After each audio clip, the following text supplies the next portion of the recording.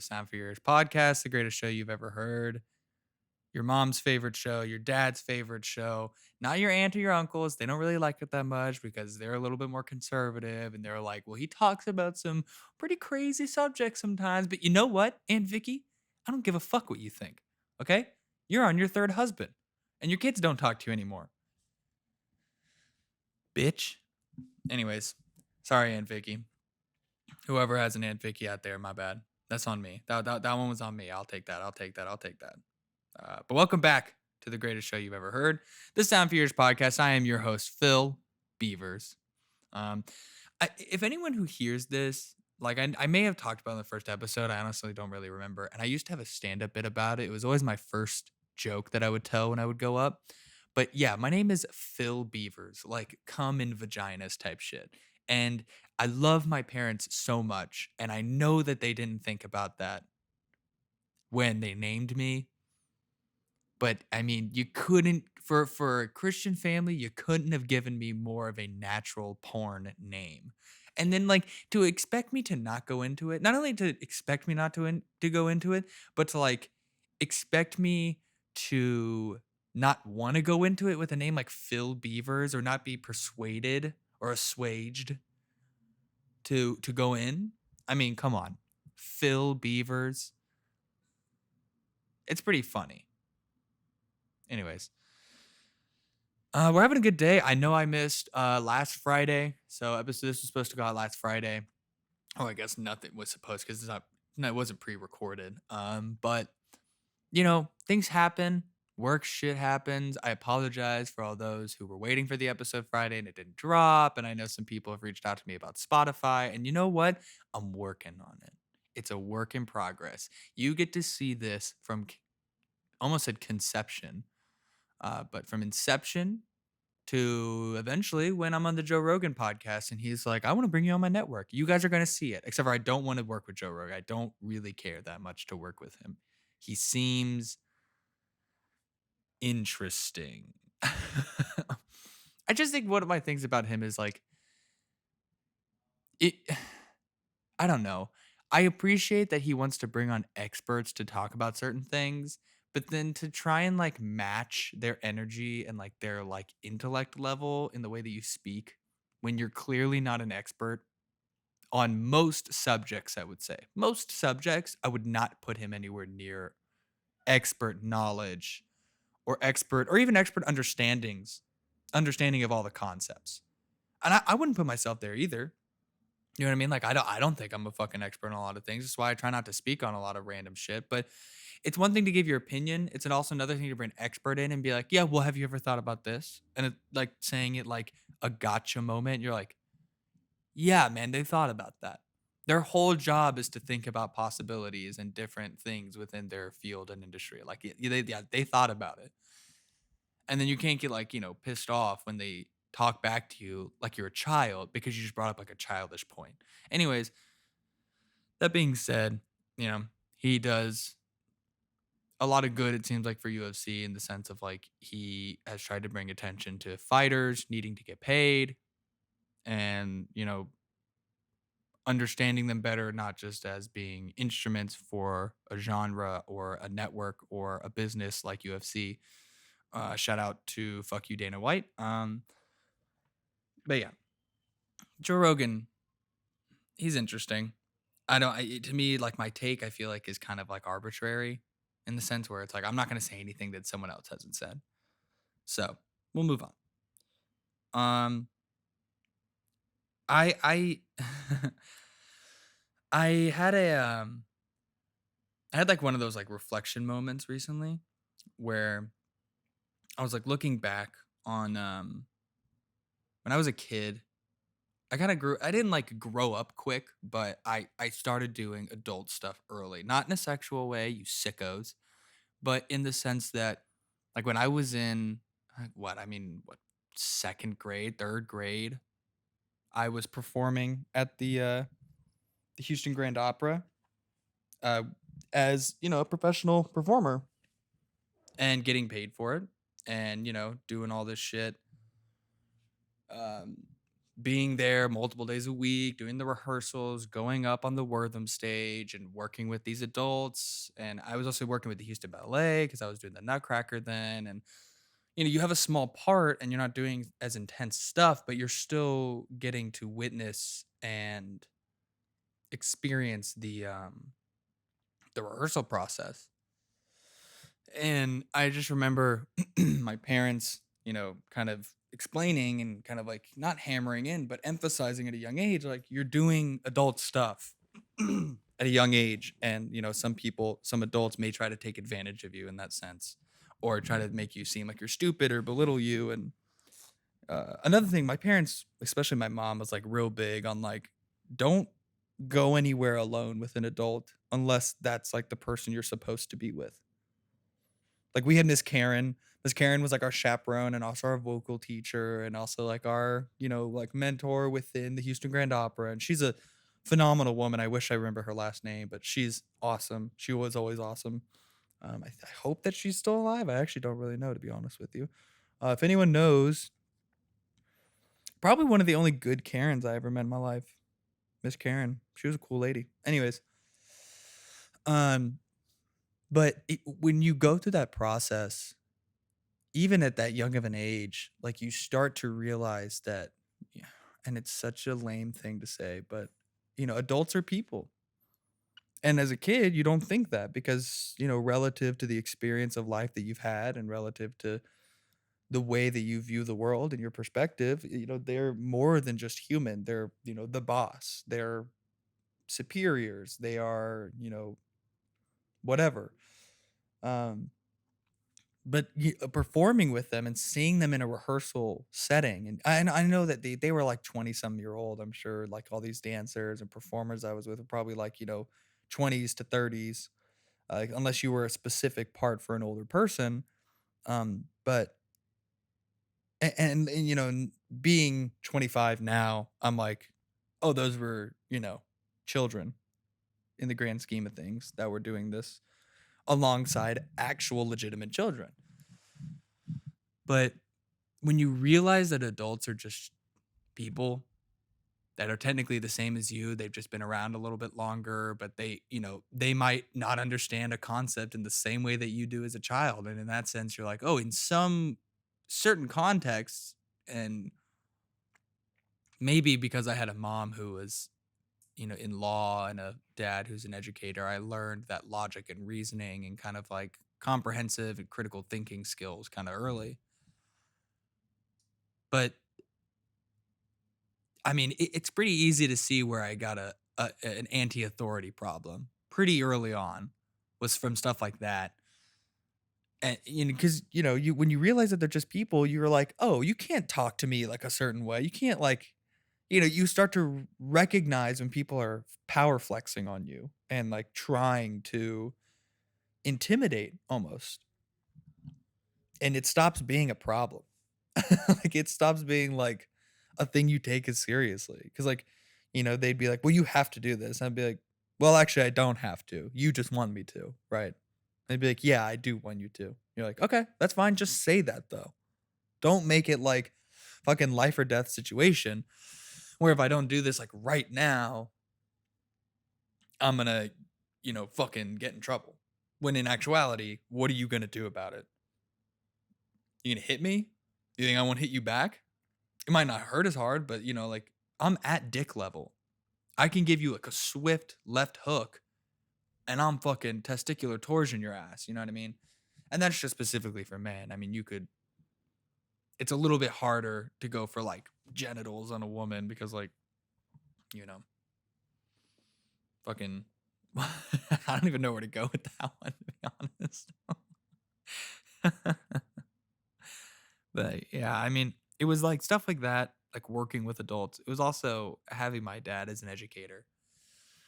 Um, First as like a principal. Well, he was a teacher. He went through like the whole cycle. You know what I mean? Like teacher. I'm sure he was an assistant principal at some point. Then he went to principal of like multiple schools. One was a disciplinary school. One was a regular high school, and then going up to being executive superintendent. Um, of like secondary education, which is when I started getting into secondary education levels of like, middle school and then going into high school. Thankfully, my sister had to go through high school when my dad was still an educator in the same district. I was lucky enough to only go through middle school, and then we went to a completely new district for my high school experience, which was so necessary because when your parents or one of your parents has authority over your teachers just fucking hate you for no reason because they don't get away with things. Like especially when like my dad is good at his job or what was good at the job that he was in at the time. And he's always been no nonsense, right? He's always been like, if the rule says this, then the rule will be followed as it says. I'm not I'm not gonna bend the rules or stretch the truth a little bit so you can get your way. I'm not doing that. If it doesn't explicitly say you can do that, you're not doing it. Or if there's no implication or any kind of inference in the language, you're not doing it. And until that changes, it cannot be followed, or the rule must be followed as is. And a lot of people didn't like that because, especially, white privileged parents want their kids to do what they want them to do. And they want the world to operate how they want it, to how they, think they need it to operate when actually they just want it a certain way. Um, and when that happens, you have parents that don't like you. You have teachers that don't like you because some teachers have kids in the school district and they try to move them around. They think just because they work for the district that they can kind of do whatever they do and the rules don't apply to them. And then, sorry, lady, that's not how it works, you know? Um, but with my dad being that way and, some teachers not exactly liking that, me and my sister would get treated kind of poorly by certain teachers, like in egregious ways. You know what I mean? Like purposely failing or being extra hard, or like one time I had a math teacher who would like take me out into the hallway and just like bitch at me for like bad behavior when in now high school. If you knew me in high school, I was a fucking wild child. I was all over the fucking place. But in junior high, I was not like that at all. I was quiet because back in that district, I was still growing up. I was awkward. I didn't know how to talk to girls. I didn't know how to honestly be friends with guys, like the jock guys and all these dudes. Because when you grow up, the part of rural Texas I grew up in is like heavy sports, heavy jock and athlete attitude, and like this more conservative kind of like, like redneck kind of thinking and like lifestyle. Like I knew kids because my middle school, Reading Junior High, it was in the middle of a fucking cornfield and like wheat field. Like it's in the crops. You know what I mean? Like it's farmland. And I knew kids, like this one kid, Zach, who was up at 5:30 in the morning doing farm shit. And then he's driving himself or biking himself to fucking school, which I don't think he drove himself to school, but he would like get to school on his own. He had to because his dad had to stay there and work. And he'd come in, smell like fucking farm. He smells like cow shit. He smells like grass. He smells like dew. He smells like work. And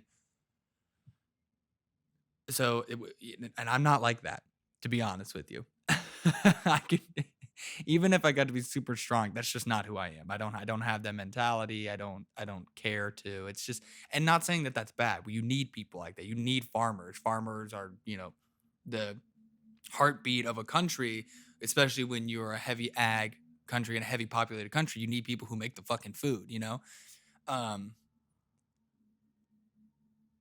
fuck, what was it? Oh, but so this teacher was pulling me out and like talking shit to me and being like, "You're being a bad kid. Like, you need to chill out. You need to calm down. Whatever." And it was like, lady, I'm not fucking doing anything. I'm hanging out with my friends. I'm sometimes being funny and being a little bit of a class clown. But there's kids in those classrooms who would like fight each other and like yell and throw shit. And it's like, that was never me. So it made it more obvious when you're singling me out and being like, you outside. And even my friends are being like, why are you messing with Philip? He's not doing anything. Um, but it's because that lady wanted to get away with something and she couldn't because my dad said no. Or, she wanted to get away with something and the school said no because my dad said no. And when you have people who like you can tell that that's what it is, that it's projection, especially onto children, it completely dissolved any respect I had for authority. Like because when you see it one time, or not even just one, I saw it multiple times over my educational career at this school where I would be punished or I would be singled out because of who my dad was in the district or whatever it was. And my sister experienced the same shit and my parents would have to get involved. And it was just like, come on, man. I didn't fucking do anything. And like, oh man, there's another time. And this was even before my dad wasn't even a superintendent, he was still a principal. And I can't confirm whether or not this had anything to do with my father's position. But I remember getting in trouble in elementary school because I had been relentlessly bullied by this kid, and I want to say his name. Whatever, I'll say it. Cole Pletka. Fuck that kid and his stupid ass mom.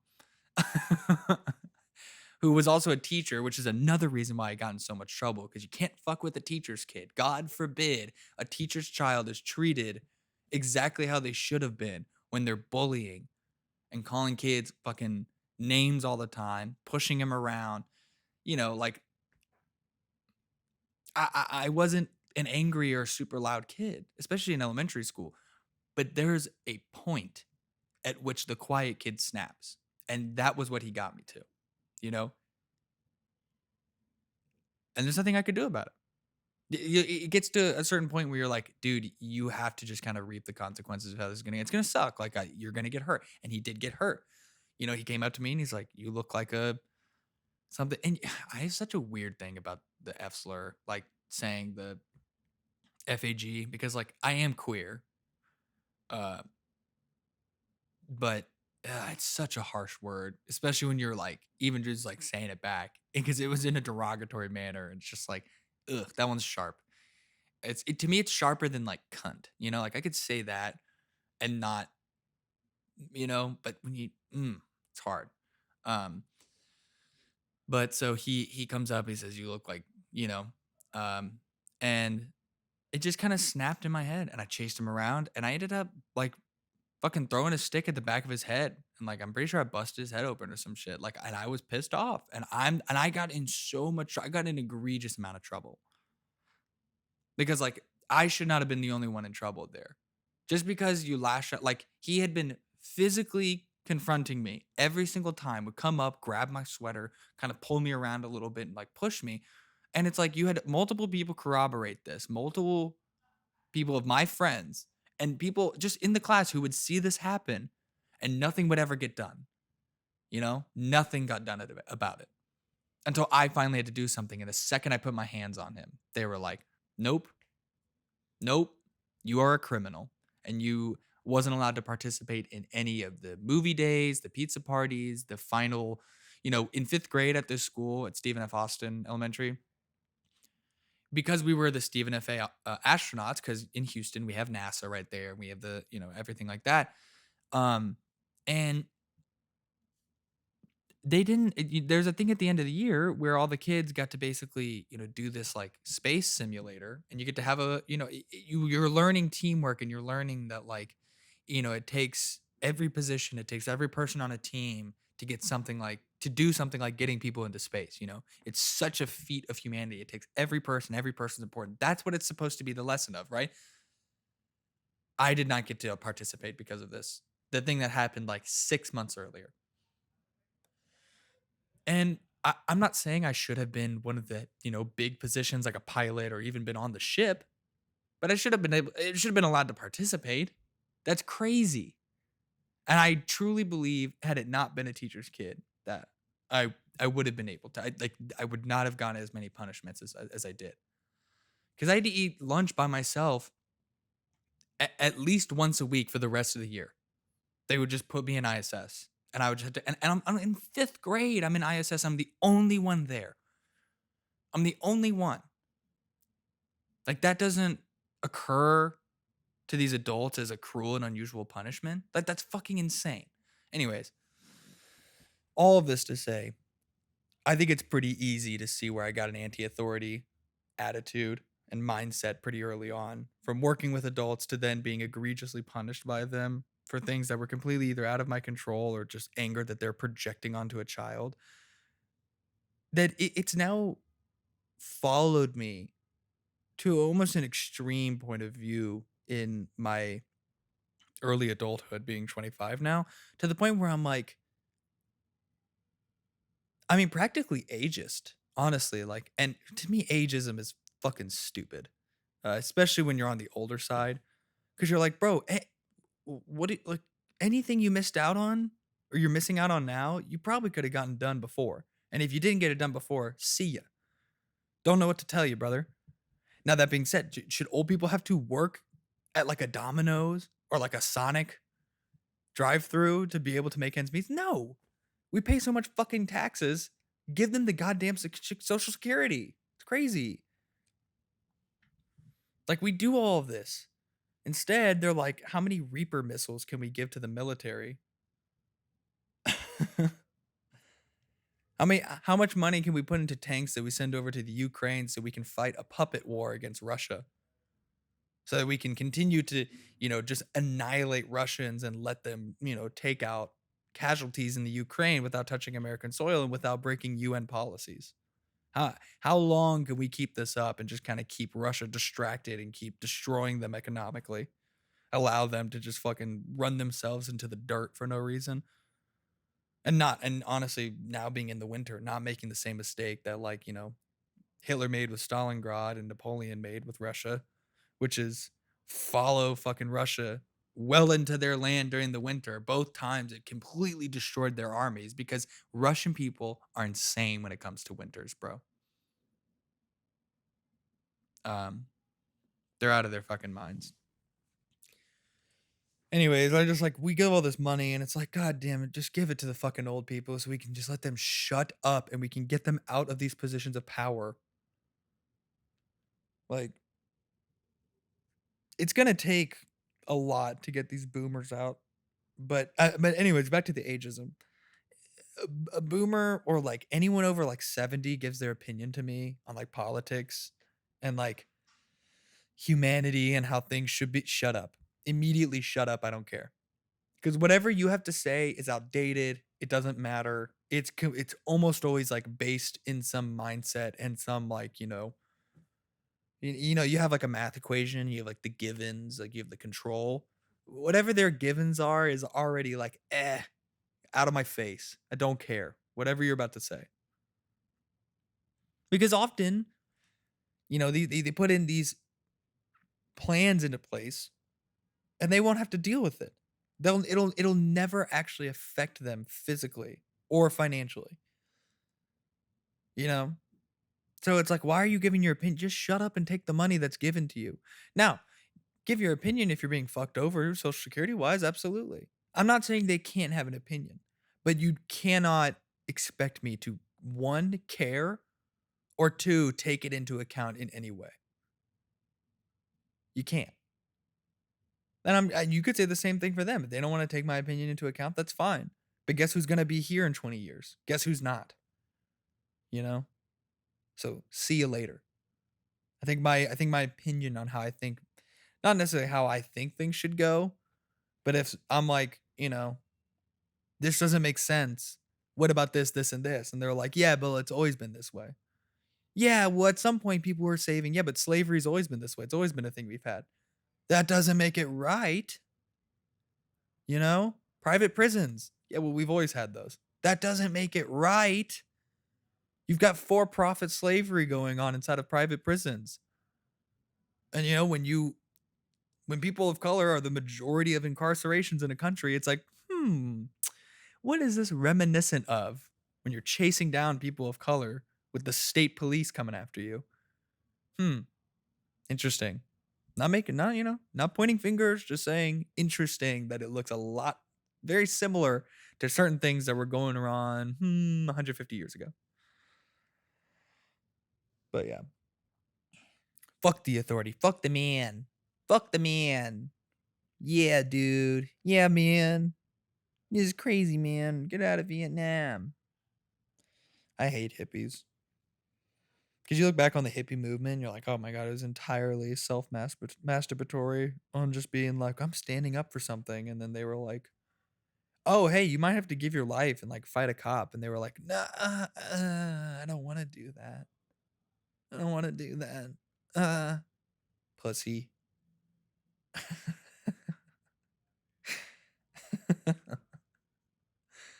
Angry Phil. Ah, I have opinions.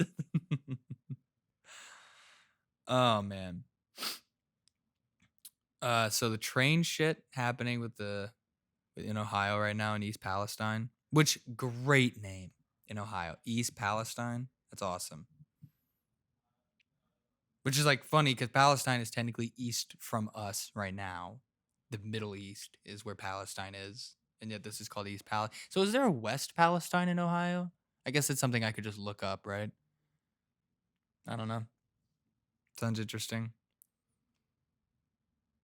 But yeah, um, I do want to mention I'm gonna start a Patreon for this show because I do want to do some video content and start reacting to like videos and stuff like that. And put some kind of visual element to this. So that I'm thinking about doing just $2 a month, super cheap. Maybe even do $1. We'll see. Um, but it'll be a bonus episode each week. So there'll be two free episodes that are, just audio, and then there'll be a bonus episode, and then plus, I'll do some tiers. Well, maybe I'll do like a chat or like a live thing or something like that. But I really want this to start building up and start getting like a community of people who are like, dedicated listeners and everything like that. And it's a lot easier for me to look at metrics to doing it in the Patreon sense. That's why I'm thinking like something cheap, like 1 to 2. I might do a $5 tier if you're really feeling it, but I don't want it to be like, $5 just to listen, $10 for the second tier where you actually get the shit that's worth it. But I'm not gonna do that. That's dumb to me. It's just a podcast at the end of the day. It's just a guy talking into a mic and giving his somewhat useless takes on politics and geopolitical events and shit like that. But man, the Ohio thing is crazy though, going back on it. Like looking at that dark ass sky. Like I can't blame extremist Christians and extremist religious people who are like, this is the end of the days.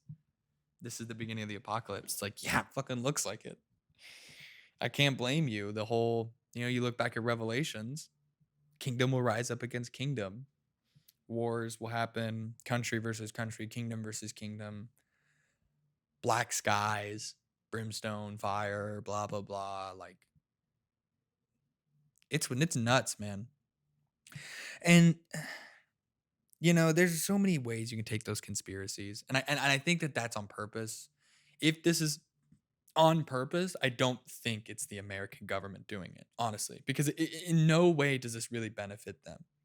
Like a country full of sick, dying people, for the most part, doesn't really benefit the country in which it's happening. You know, who it would benefit more for us to be this way and for us to, the dissent that this is now creating between the American people and the government. It helps countries like China and Russia because it distracts America with domestic issues and domestic catastrophes in a time where they're sending spy balloons apparently over each other's lands. And like you've got Russia doing shit not only on Ukrainian soil and Chechnyan soil, but in other places as well. But my friend Nick just came in. Not my friend, my business partner Nick just came in.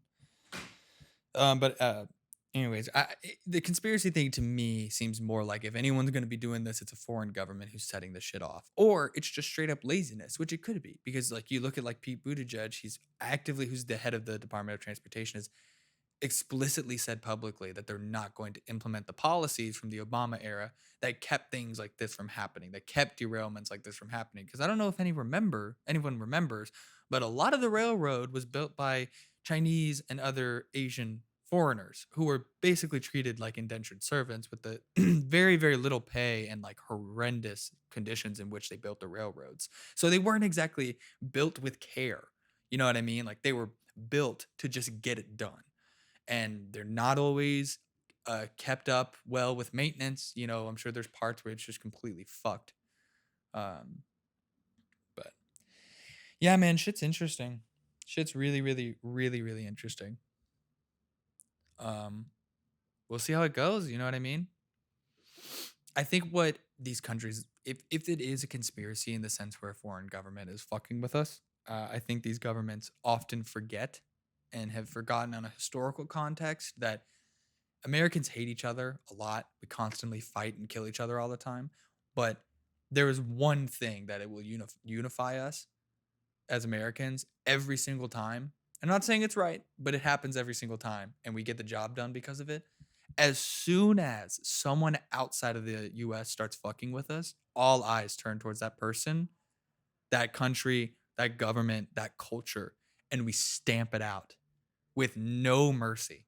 I mean, look at Japan, look at Germany, look at Britain. I mean, look how we started. This is how we started, was being a rebellious country. And then we did it so well that everyone else based a lot of their revolutions and their rebellions against colonial rule. They based their fucking revolutions on us, or at least were had a heavy inspiration from us. So it's like, if there's one thing that we don't tolerate, it's people fucking with us. And here's the interesting part, though, is that as economic powers, China technically is doing better than us. So, you know, there was an NSA agent who defected a few years ago, I remember, and he said specifically, he was like, there will be a war between China and America before 2025 hits. And we're already sending reconnaissance equipment and things like balloons and shit like that into each other's countries. We know that there's a cybernetic, warfare going on with stuff like Bitcoin and all of these different cyber attacks and cybersecurity issues that we're having. So, man, it's really interesting to watch. But I tell you what, this America as a whole gets real racist real quick, like in a specific way, as soon as someone starts fucking with us. And so I'm not saying it'll necessarily be, but I mean, look at like the fucking Ukraine shit when that started almost a year ago, basically a year ago. Remember how quickly Russian people were just starting to get beat up and like refuse service? And Russian people are technically white. So it's like, America doesn't have a great history with treating Chinese people very well. I'm more worried about what will happen to Chinese Americans once all that shit starts, because we've already got a major Asian hate problem. So yeah, it'll be very interesting. But what I can tell you for sure is fuck the CCP, fuck Xi Jinping, suck me off. But that's what I'm gonna end on, is Xi Jinping suck me off. So I'm sure my dad will like that one. All right, guys, that was it for this episode. Thank you so much for listening to the Sound for Yours podcast. I am your host, Phil Bevers. I'll catch you on the next one. If you want me to talk about anything, make sure to follow me and DM me on Instagram at Mophead Records. You can also email me, phil@bay1entertainment.com. Send me any questions, comments, concerns, anything like that. You just want to talk, just come talk to me. But thank you so much, and I'll see you later. Bye.